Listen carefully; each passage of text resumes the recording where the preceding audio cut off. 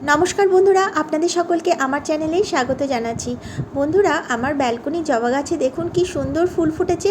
প্রত্যেক দিন কিন্তু আমি ঠাকুর পুজোর জন্য 2-3টে করে ফুল এখান থেকে পেয়ে যাই, আর গাছটা কিন্তু একদম সুস্থভাবে বেড়ে উঠেছে।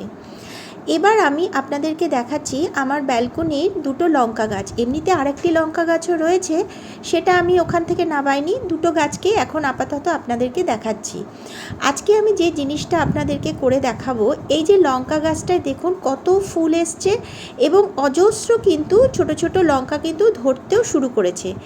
এই সময় কিন্তু আমাদেরকে এই গাছে ঠিক মতন খাবার দিতে হবে, আর সেটা দিতে হবে কিন্তু পটাশিয়াম সার। আজকে আমি আপনাদেরকে দেখাবো একদম ঘরোয়াভাবে, বিনা পয়সায়, বিনা খরচাতে আমরা গাছে কিভাবে পটাশিয়াম সার দিতে পারি এবং একটা স্ট্রং পটাশিয়াম সার কিভাবে তৈরি করতে পারি। আর অবশ্যই সেটা কিন্তু একদম লিকুইড হবে। বন্ধুরা, এই যে দেখতে পাচ্ছেন একটা বালতির মধ্যে একটা জিনিস ভেজানো রয়েছে, এটা কি বলুন তো? এটা হচ্ছে কলার খোসা। কলার খোসার মধ্যে কিন্তু বন্ধুরা রয়েছে প্রচুর পরিমাণে পটাশিয়াম। আমরা সবাই কী করি, কলার খোসাটাকে ফেলে দিই কিংবা ডাস্টবিনটা ফেলে দিই, কিন্তু আপনারা কিন্তু এই কলার খোসা একদম ফেলবেন না।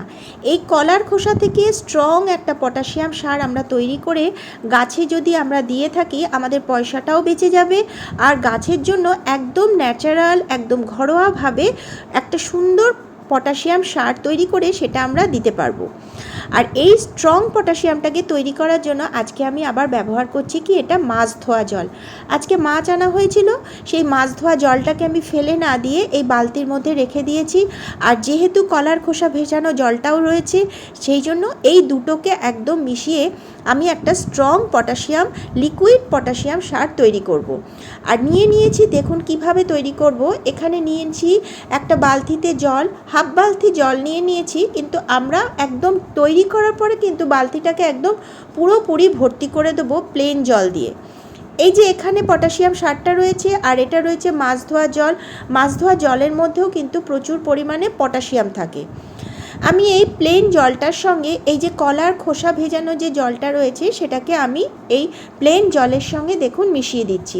কলার খোসাগুলোকে কিন্তু একদম মেশাবো না, এখানে যেন প্লেন জলের মধ্যে কোনো কলার খোসা যেন না পড়ে যায়, শুধুমাত্র জলটাকে আমরা এখানে ব্যবহার করব। এই যে কলার খোসাটা রয়েছে, এটা কিন্তু যারা কিচেন কম্পোস্ট সার তৈরি করে থাকেন, সেই কিচেন কম্পোস্ট সারের সাথে কিন্তু এই কলার খোসাটা দিয়ে দিতে পারেন, তাহলে কিন্তু আরও ভালো একটা কিচেন কম্পোস্ট সার তৈরি হবে। তো আমি পুরো জলটাকেই এখানে ব্যবহার করছি, কলার খোসাটাকে একদম সাইডে করে দিচ্ছি। দেখুন অনেকটা কলার খোসা রয়েছে, এখানে কিন্তু আমি আরেকবার জল দিয়ে আরেকটা পটাশিয়াম সার তৈরি করতে পারি। মানে একটা কলার খোসাকে আমরা দুবার ব্যবহার করতে পারি জল দিয়ে। আর মিনিমাম কিন্তু এটা 3 থেকে 4 দিন ভিজিয়ে রাখবেন। এরপরে আমি মাছ ধোয়া জলটাকে দেখুন ওই জলের সাথেই মিশিয়ে দিলাম। যেখানে প্লেন জলের সাথে কলার খোসার জলটা রয়েছে, সেখানেই আমি মাছ ধোয়া জলটাকেও মিশিয়ে দিলাম। এখানে হাফ বালতির মতন হয়েছে, হাফ বালতির থেকে একটু বেশি আমি প্লেন জল দিয়ে কিন্তু একদম ভর্তি করে দেবো। এই যে পটাশিয়াম সারটা তৈরি করলাম স্ট্রং, এটা কিন্তু যে কোনো ফুল গাছেও কিন্তু আমরা ব্যবহার করতে পারি, আর যে কোনো ফল গাছেও ব্যবহার করতে পারি। বেগুন গাছ, উচ্ছে গাছ, বরবটি, ঝিঙে, যে কোনো গাছে আমরা ব্যবহার করতে পারি। আর এটা ব্যবহার করলে ফুল ফল ঝরে যাওয়া প্রবলেম একদম চলে যাবে। আর দেখুন বন্ধুরা, আমরা কিন্তু বিনা পয়সাতে, কোনো পয়সা খরচা না করে এত সুন্দর একটা সার তৈরি করে ফেললাম। শুধু বন্ধুরা, আমরা এত পয়সা খরচা করে রাসায়নিক সার কিনি, তার কিন্তু কোনো প্রয়োজন হয় না। আমরা ঘরোয়াভাবেই কিন্তু অনেক সুন্দরভাবে গাছের পরিচর্যা করতে পারি। দেখুন বন্ধুরা, আমার যেই লঙ্কা গাছ দুটো, এই দুটো কিন্তু হ্যাঙ্গিং পটে ছিল। আমি নিচে নামিয়ে আপনাদেরকে দেখাচ্ছি। দেখুন গাছে কত কড়ি এসছে, আর গাছে কিন্তু ভর্তি একদম ফুল। আর এই যে জল তৈরি করাটা দেখালাম, আমি হয়তো প্রত্যেক দিন এটার সাথে মাছের জলটা মেশাতে পারি না, আর যেহেতু মাছ আনা হয়েছিল সেই জন্য জলটা আমি রেখে দিয়েছিলাম। কিন্তু কলার খোসা ভেজানো জলটা কিন্তু আমি 3 দিন পরই প্লেন জলের সাথে একদম মিশিয়ে আমি এই লঙ্কা গাছে দিই। এবং বাগানের আরও যে গাছগুলো আছে ফুল ফল সেখানেও কিন্তু আমি এটা ব্যবহার করে থাকি।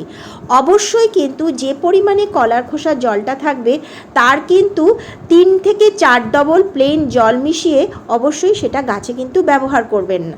ডাইরেক্ট কিন্তু একদম কলার খোসার জলটা কিন্তু একদম ডাইরেক্ট ব্যবহার করা যাবে না। দেখতে পাচ্ছেন বন্ধুরা লঙ্কা হয়ে গেছে, এখান থেকে কিন্তু আমি কয়েকটা লঙ্কা তুলেও নিয়েছি। দেখুন সুন্দর ছোট ছোট লঙ্কা হয়েছে, কত ভালো লাগে বলুন তো ব্যালকনিতে এরকম সুন্দর লঙ্কা হচ্ছে। টুকটাক তো কাজ চালানোর মতন তো সবজি হলেই যথেষ্ট। আর এটা বলেছি বন্ধুরা, এটা আমার শখের বাগান, এটা আমার ভীষণ ভালোবাসার একটা জায়গা। এরপরে আমি দেখাচ্ছি, দেখুন অল্প একটু জল নিয়ে নিলাম, ওই পটাশিয়াম তরল পটাশিয়ামটা নিয়ে আমি গাছের গোড়াতে দিয়ে দিচ্ছি। বেশি আমি কিন্তু দেব না, যেন টবের নিচ থেকে গড়িয়ে না পড়ে যায়, সেই মতন আমি অল্প করে দেব এবং সমস্ত গাছই অল্প অল্প করে দিয়ে দেবো। শুধুমাত্র বন্ধুরা ইনডোর প্ল্যান্টে কিন্তু এই তরল পটাশিয়াম সারটা কিন্তু ব্যবহার করা যাবে না। আচ্ছা বন্ধুরা, আপনাদের যদি আমার এই ভিডিওটা ভালো লাগে তাহলে অবশ্যই কিন্তু একটা লাইক, সাবস্ক্রাইব ও শেয়ার করে দেবেন। কমেন্ট বক্সে অবশ্যই লিখবেন কেমন লাগলো। দেখুন আমি তো চেষ্টা করি আপনাদেরকে সুন্দরভাবে বোঝানোর, দেখানোর, যাতে আপনাদের দুটো পয়সা বাঁচে এবং সুন্দর যাতে সবজি আপনারা ঘরোয়া পদ্ধতিতে জৈবভাবে একদম ন্যাচারাল সবজি পান, তার জন্য যতটুকু করার আমি আপনাদেরকে দেখানোর চেষ্টা করি, যেটা আমি ঘরোয়া পদ্ধতিতে করে থাকি। এই তরল সার একটু বেশি ব্যবহার করলেও কিন্তু গাছের কোনো ক্ষতি হবে না। তো বন্ধুরা আজকের ভিডিওটা এখানেই শেষ করছি, আগামী ভিডিওতে আবার দেখা হবে, ততক্ষণের জন্য আপনারা ভালো থাকবেন।